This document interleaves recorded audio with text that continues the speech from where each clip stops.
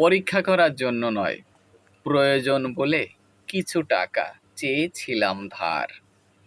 কে কি বলেছিল তা করব বর্ণনা সবিস্তার।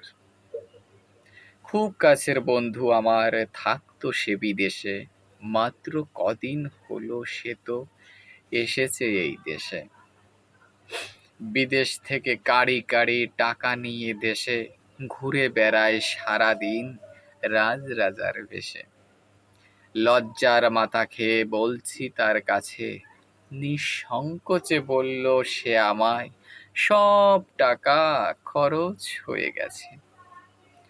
লজ্জায় মুখ লাল করিয়া তার দিকে আর না চাহিয়া থমকে গেলাম আমি। কি আর করার, প্রয়োজনটা এতই ছিল, মান সম্মানের চেয়েও দামি।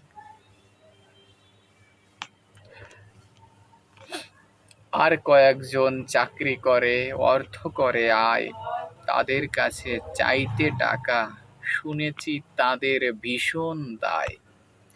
একজন কয়, কত যে দেনা শুনবি নাকি শোন, বাপ মা সে সমিতি থেকে তুলেছে বিশাল টাকার লোন।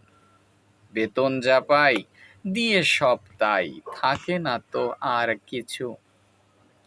এমনকি মাস শেষে অন্যের কাছে চাইতে হয় ধার করে মাথা নিচু।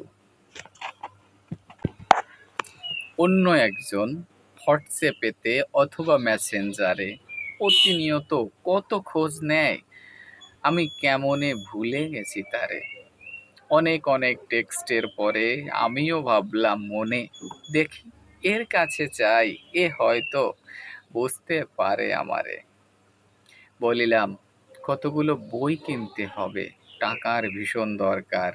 ওই মেসেজ আর রিপ্লে দেয়নি, বদলে গেছে তারপর আর টেক্সট আসেনি কোনো ফোন। টাকা চাইলে যায় বোঝা রে, কে কার কত আপন। তারপর থেকে পণ করেছি চাইবো না আর টাকা। দেখি যা হয় হবে, আমি থাকবো এবার একা একা।